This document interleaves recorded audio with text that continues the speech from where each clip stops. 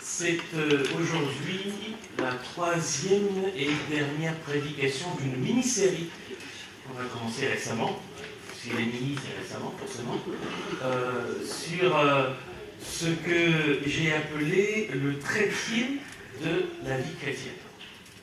C'est un trépied, c'est un accessoire important pour un photographe qui lui permet d'assurer une prise de vue stable grâce à ces trois pieds qui s'ancrent dans le sol. Quel que soit le sol dans lequel il se trouve, ça lui permet d'avoir un cliché net. Eh bien, il y a aussi un trépied essentiel pour notre vie chrétienne, qui nous permet de garder une vision nette, une vision claire des choses, qui nous aide aussi à trouver une stabilité, quel que soit le contexte dans lequel on évolue. Et ce trépied, ces trois pieds essentiels, sont évoqués en particulier par l'apôtre Paul. C'est la foi, l'espérance et l'amour. Maintenant, ces trois choses demeurent, dit l'apôtre Paul, la foi, l'espérance et l'amour, mais la plus grande des trois est l'amour. Et nous avons parlé, il y a 15 jours, de la foi, la semaine dernière de l'espérance. Ce matin, nous allons parler de l'amour, que Paul identifie dans cette formule bien connue comme étant la plus grande des trois choses qui demeurent. Alors, en quoi est-ce que l'amour est la plus grande de la foi, de l'espérance et de l'amour? En fait, si on lit les versets qui précèdent ce grand hymne de l'apôtre Paul à propos de l'amour, Corinthiens 13, on distingue au moins deux raisons, principalement deux raisons, pour lesquelles l'amour est plus grand que la foi et l'espérance. Et tout d'abord, l'amour est plus grand parce qu'il est incontournable. Si l'amour est absent, alors tout le reste est disqualifié, y compris la foi, y compris l'espérance. Début de Corinthiens 13, versets 1 à 3. J'ai mis en couleur, on ne voit pas, ça ne sort pas très bien, mais vous le verrez quand même. Supposons que je parle les langues des êtres humains et même celles des anges, si je n'ai pas d'amour, je ne suis rien. Rien de plus qu'un métal qui résonne ou qu'une cymbale bruyante. Je pourrais transmettre des messages reçus de la part de Dieu, posséder toute la connaissance, comprendre tous les mystères. Je pourrais avoir la foi capable de déplacer des montagnes. Si je n'ai pas d'amour, je ne suis rien. Je pourrais distribuer tous mes biens aux affamés et même livrer mon corps aux flammes. Si je n'ai pas d'amour, cela ne me sert à rien. L'amour est le plus grand, parce que si l'amour n'est pas là, tout le reste est disqualifié. Et d'autre part, l'amour est aussi le plus grand parce que l'amour est éternel. L'amour n'est jamais appelé à disparaître. Ce qui n'est pas le cas de la foi et de l'espérance. Un jour, nous n'aurons plus besoin de la foi. Nous n'aurons plus besoin d'espérance, puisque nous serons dans la présence même de Dieu. C'est ce que dit un peu plus loin l'apôtre Paul dans cette hymne de Corinthiens 13. Il dit « L'amour est éternel. Les messages reçus de Dieu cesseront un jour, le don de parler en des langues inconnues prendra fin, la connaissance disparaîtra. En effet, nous connaissons de manière incomplète et nous annonçons des messages reçus de Dieu de façon limitée, mais quand viendra la perfection, ce qui est incomplet disparaîtra. Lorsque j'étais enfant, je parlais comme un enfant, je pensais comme un enfant, je raisonnais comme un enfant, mais une fois devenu adulte, j'ai abandonné tout ce qui est propre à l'enfant. À présent, nous ne voyons qu'une image confuse, pareille à celle d'un vieux miroir, mais alors, nous verrons face à face. À présent, je ne connais que de façon incomplète, mais alors je connaîtrai Dieu complètement, comme lui-même me connaît. En ce jour-là, il n'y aura plus besoin de foi, il n'y aura plus besoin d'espérance, puisque nous serons dans la présence même de Dieu. Mais nous aurons toujours besoin de l'amour. On peut même dire qu'on connaîtra l'amour dans toute sa plénitude, puisqu'on sera dans la présence même de celui qui est amour. Oui, l'amour est le plus grand des trois, parce que l'amour est éternel. Du coup, la question que nous sommes appelés à nous poser pour nous aujourd'hui, c'est si cet amour est le plus grand, s'il disqualifie, son absence disqualifie tout le reste, s'il est appelé à être éternel, comment vivre un peu de cette réalité éternelle aujourd'hui? comment notre amour est appelé à se manifester dans notre quotidien. C'est la question que je vous invite à nous poser ce matin. Et le plus simple est de lire ce que Paul en dit. Vous avez peut-être remarqué que j'ai sauté quelques versets dans 1 Corinthiens 13, et je vois que certains ont suivi, c'est bien. C'était pour le garder pour la fin, pour maintenant, pour le cœur de la prédication de ce matin, parce qu'au milieu de cet hymne en Corinthiens 13, l'apôtre Paul évoque plus concrètement ce qu'est l'amour pour nous aujourd'hui. Et je vous invite à lire les versets 4 à 7. Ce sont les 4 versets que nous n'avons pas encore lus et qui seront le cœur de notre prédication ce matin. L'amour est patient et bon. Il n'est pas envieux, ne se vante pas et n'est pas prétentieux. L'amour ne fait rien de honteux, il n'est pas égoïste. Il ne s'irrite pas et n'éprouve pas de rancune. L'amour ne se réjouit pas du mal, mais il se réjouit de la vérité. En toutes circonstances, il fait face, il garde la foi, il espère, il persévère. Et là, on touche au concret quand même. Et on se dit, ah oui, il y a du boulot. En fait, l'argumentation de Paul dans ces quelques versets très denses, très riches, est en 3 temps. Je vous l'ai mis en couleur. D'abord, l'amour dont il parle est caractérisé par 2 qualificatifs, la patience et la bonté. Nous viendrons là-dessus. Ensuite, l'apôtre Paul évoque une liste de ce que l'amour n'est pas. Il n'est pas envieux, il ne se vante pas, etc. Et toute une liste de ce que l'amour n'est pas. Et il termine avec 4 formules absolues. En toutes circonstances, il fait face, il garde la foi, il espère, il persévère. Alors on va revoir ça un petit peu plus en détail pour se rendre compte que concrètement, qu'est-ce que cela implique quant à l'amour que nous sommes appelés à vivre, à manifester aujourd'hui dans notre quotidien. Et on va commencer par ces 2 qualificatifs de l'amour. L'amour est patient et bon. En fait, en grec, qui est la langue du Nouveau Testament, en grec, le mot amour, agapé, est le sujet de 2 formes verbales. On pourrait traduire l'amour prend patience et l'amour fait preuve de bonté. Et on répète même 2 fois l'amour, pour insister. L'amour prend patience et l'amour fait preuve de bonté. Quand on utilise un verbe, c'est pour caractériser une action. C'est la base de la grammaire, ça.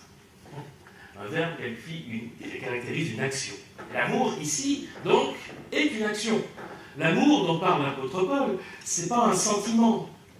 Ce n'est pas un sentiment à l'eau de rose, l'amour, dont parle l'apôtre. Ce n'est pas non plus une passion dévorante. Non, l'amour, c'est une façon d'être. C'est une façon d'agir. C'est une caractéristique essentielle de notre attitude, de notre comportement. C'est là que se situe l'amour. L'amour se concrétise en actes. Évidemment, la patience et la bonté ne sont pas choisies par hasard par l'apôtre Paul. Ce sont 2 attributs majeurs de Dieu. Quand, en particulier dans l'Ancien Testament, quand on essaye de caractériser Dieu lui-même, quand Dieu se présente lui-même, dit qui il est, par exemple à Moïse et dans d'autres circonstances, on utilise une formule qui réapparaît plusieurs fois dans la Bible, dans l'Ancien Testament. On nous dit que le Seigneur est un Dieu qui est lent à la colère et riche en bonté. Une belle formule qui parle de la patience et de la bonté de Dieu. Lent à la colère, la patience, et riche en bonté, sa bonté. Quand on veut caractériser le Dieu qui se révèle dans l'Ancien Testament, on utilise ces 2 qualificatifs. Il est lent à la colère, il est patient, et il est riche en bonté. Autrement dit, quand l'apôtre Paul ici nous dit que notre amour est patient et bon, sans surprise, il nous invite à agir à l'image de Dieu. Soyez patients et bons comme Dieu est patient et bon. Faire preuve de patience et de bonté envers son prochain, c'est agir comme Dieu fait preuve de patience et de bonté envers nous. Être patient. laisser la liberté et le temps à l'autre de changer, d'avancer, de progresser. Lui laisser ce temps, lui laisser cette liberté. Ça, c'est une forme d'amour. C'est une forme de grâce. Manifester de la bonté, c'est aller vers l'autre, s'intéresser à lui, chercher activement son bonheur, ce qui est bon pour lui. Et les deux ensemble expriment bien ce qu'est l'amour. Vous savez, cette patience, cette bonté ensemble, ça fonctionne dans tous les cas où il est question d'aimer. Celles et ceux qui parmi nous ont quelques années d'expérience de couple, je pense que comme moi, vous admettrez que la patience, c'est quand même essentiel. S'il n'y a pas de patience, s'il n'y a plus de patience dans le couple est mort. L'amour n'est plus là s'il n'y a plus de patience. Non, la patience, c'est vraiment une expression des plus concrètes et des plus fortes de l'amour. Dans les relations parents et enfants, la bonté, la patience, ah oui, et oui, on en a besoin. J'aurais tendance à dire peut-être même dans les deux sens. Les parents envers leurs enfants, les enfants envers leurs parents. Ça dépend des périodes de la vie, mais en fait, c'est assez réciproque quand même, il faut l'avouer, cette importance de la patience et de la bonté, de chercher le bien de l'autre, de chercher à lui faire plaisir. Et même dans toute forme d'amour qu'on est appelé à manifester à notre prochain, la patience, la bonté sont deux caractéristiques absolument essentielles. Si bien qu'il me semble qu'on peut très bien considérer que la patience et la bonté constituent ensemble une clé de compréhension de l'amour. Si vous voulez comprendre l'amour, pensez-là en termes de patience et de bonté. Si on veut s'interroger sur la qualité de notre amour, demandons-nous, est-ce que l'amour que je prétends témoigner à l'autre est caractérisé par la patience et la bonté?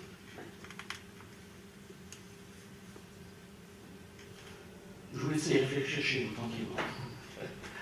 Mais il me semble que c'est vraiment une clé de lecture pertinente et concrète de l'amour que nous sommes appelés à manifester les uns envers les autres. Est-ce que je suis patient et bon envers l'autre? Et les deux, en fait, il faut les deux. C'est ça aussi toute la clé. Parce que la bonté toute seule, ça ne suffit pas. Parce qu'une bonté toute seule, elle va peut-être, s'il n'a pas de patience, elle va envoyer des choses peut-être à la figure de l'autre avec toutes les bonnes intentions du monde, mais sans tenir compte de l'autre, de ses besoins du moment, peut-être du timing qui sera pertinent, de la manière adaptée d'exprimer, de manifester cette bonté à l'autre, de prendre en considération ce qu'il est et là où il en est aujourd'hui. La bonté a besoin de patience. Et la patience seule ne suffit pas. Il peut y avoir une forme de patience qui n'est pas de l'amour, mais plutôt de l'indifférence. Bah oui, quand on est indifférent à l'autre, on est très patient. On s'en fiche. Mais ce n'est pas de l'amour. C'est pas de l'amour. L'amour, c'est la patience et la bonté mise en œuvre. C'est la patience et la bonté. Et là, on a déjà, on a du pain sur la planche, vous l'avouerez. Et l'apôtre Paul va aller un petit peu plus loin. Il va développer cette réalité double de la patience et de la bonté dans le cadre de l'amour, en formulant de façon négative utilisant plusieurs verbes pour dire ce que l'amour, cet amour-là, bon et patient, ce qu'il n'est pas, ou plutôt ce qu'il ne fait pas. Parlant d'une véritable lutte pour ne pas tomber là-dedans. Alors c'est vrai que la dernière formule verbale est positive, mais elle est double en fait, elle est négative et positive. Je vais reciter ces versets 5 et 6, je vais citer dans la version de la TOB, de la traduction œcuménique de la Bible, que je trouve intéressante dans sa formule. L'amour, il ne fait rien de laid, il ne cherche pas son intérêt, il ne s'irrite pas, il n'entretient pas d'ancune, il ne se réjouit pas de l'injustice, mais il trouve sa joie dans la vérité. Là, on a de nouveau une série de 5 verbes, de 5 formules verbales, qui sont négatives, et une seule est positive. Et d'ailleurs, ça, c'est déjà symptomatique. 5 formulations négatives, une positive. Laissant clairement entendre que l'amour, c'est pas si simple que ça. Ça ne nous est pas forcément naturel. Que pour aimer, eh bien, il y a à mener une lutte en nous-mêmes, pour ne pas nous laisser emporter vers des comportements contraires à l'amour. Aimer, c'est aussi lutter pour ne pas faire certaines choses. C'est aussi lutter pour ne pas se laisser aller à certaines attitudes qui peuvent nous être malheureusement naturelles. Et d'ailleurs, les quelques comportements que l'apôtre Paul évoque ici dans ses formules verbales, finalement, est-ce qu'ils ne vont pas nous mettre en garde contre le manque de patience et le manque de bonté? On y revient. Il ne fait rien de laid, il ne cherche pas son intérêt. Là, on est plutôt du côté de l'absence de bonté. Faire quelque chose de laid, de moche, comme ça, envers l'autre. Quelque chose qui va nuire aux autres, ou ne pas prendre en compte leur intérêt pour ne penser qu'au nôtre, c'est une absence flagrante de bonté. Et puis, il ne s'irrite pas, il n'entretient pas de rancune. Est-ce que ce n'est pas l'absence de patience qui est évoquée ici? La colère, la rancune, c'est quand on n'accepte pas que l'autre ne soit pas à la hauteur de nos attentes. Alors on se met en colère, alors on garde rancune contre lui. Et on ne lui donne pas le temps de changer, d'évoluer. On manque de patience à son égard. Dans les 2 derniers verbes, on a un positif, on comprend qu'on ne peut pas aimer en se réjouissant de l'injustice. C'est vraiment contradictoire. Même si on pense que ceux qui sont touchés le méritent un petit peu. Même si on est content que ce ne soit pas nous qui soyons touchés par la justice, non. Ne pas se réjouir de l'injustice, c'est aussi se réjouir de la vérité, trouver sa joie dans la vérité autant pour soi que pour les autres. Donc cette lutte intérieure qu'on est amené à vivre, à mener face à ces comportements naturels qui nous pousseraient moins vers la patience et la bonté que vers l'impatience, l'égoïsme, la colère, ou je ne sais quoi d'autre encore, eh bien, c'est une lutte à mener avec l'aide du Seigneur, évidemment. C'est un combat, une vigilance de tous les instants. Si nous voulons progresser dans l'amour, j'espère que c'est, oui, c'est vrai que quelque part notre ambition en tant que croyants, posons-nous la question, contre quoi devons-nous lutter en nous-mêmes?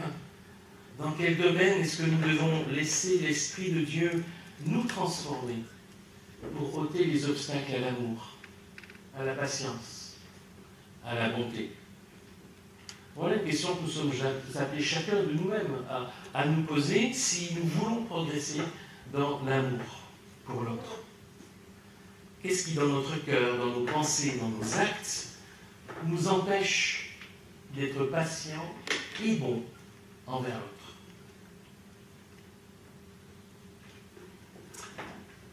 Et l'apôtre termine, on l'a dit tout à l'heure, par 4 affirmations absolues. L'amour est un absolu tout-terrain. Ces 4 formules verbales, encore des formules verbales, oui, on est vraiment dans le concret, dans l'action, dans ce qu'on vit, de ce que l'on fait. Dans ce verset 7, elles insistent sur le tout.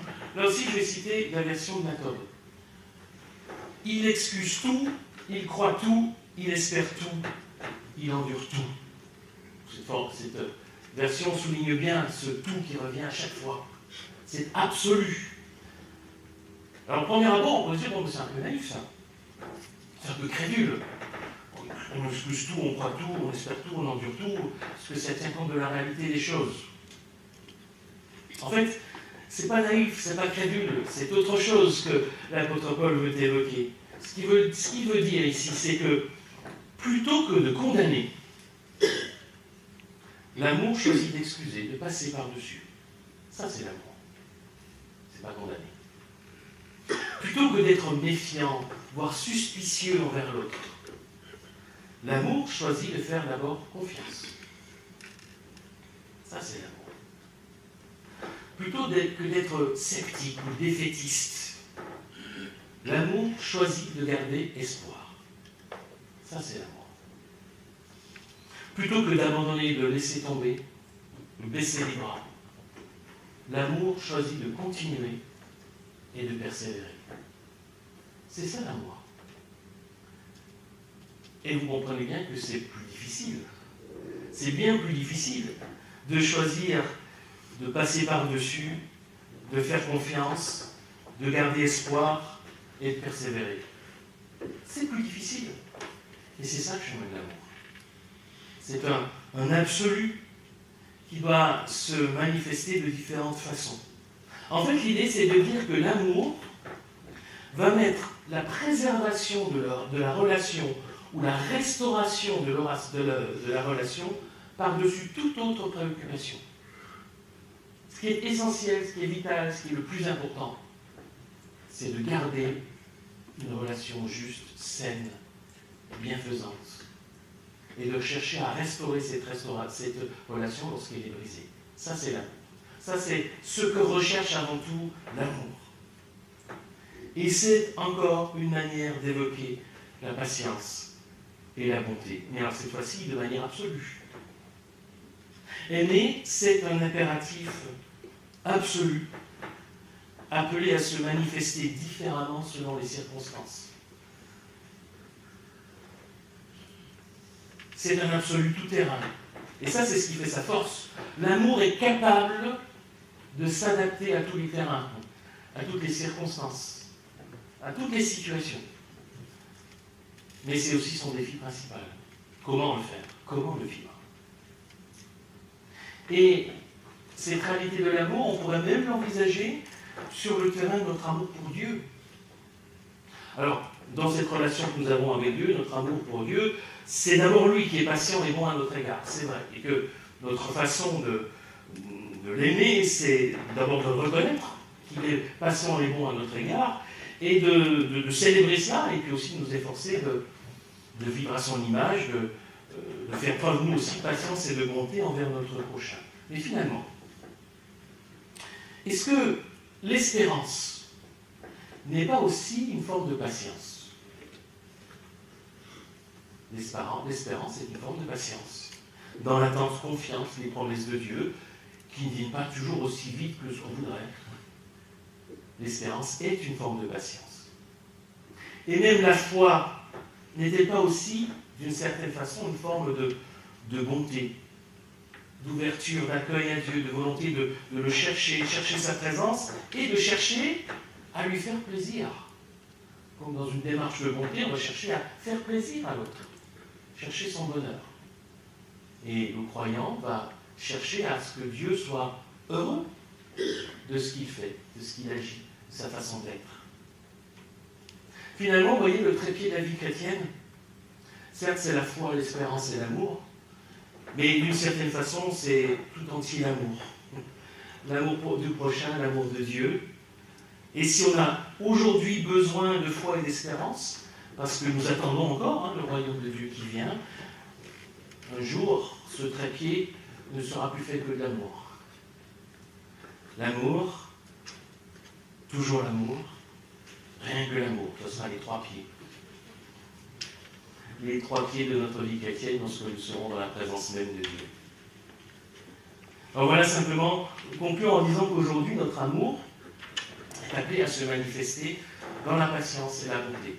Vous allez considérer ces deux qualificatifs comme une clé de compréhension de notre amour. Mais c'est une lutte de tous les instants, parce qu'on peut très facilement se laisser entraîner sur d'autres voies. Mais c'est une lutte qui en vaut la peine. Parce que nous verrons, nous expérimenterons la réalité de cet amour pour Dieu et pour notre prochain est capable de s'adapter à tous les terrains de notre vie, même les plus accidentés. Et du coup, ça pourra être un témoignage concret de l'amour de Dieu pour nous, de sa patience envers nous, de sa bonté à notre égard et envers tous.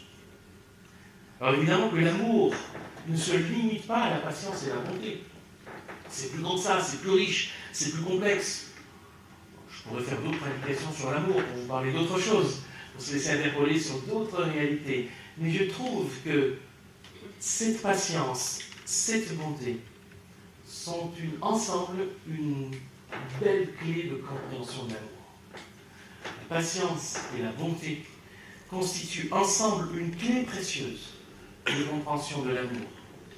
De compréhension de l'amour de Dieu pour nous, de compréhension de l'amour que nous sommes appelés à manifester envers notre prochain. Que le Seigneur nous aide à comprendre, à discerner comment aujourd'hui être plus patient, avec plus de bonté, envers ceux et celles qui nous appellent à aimer. Amen.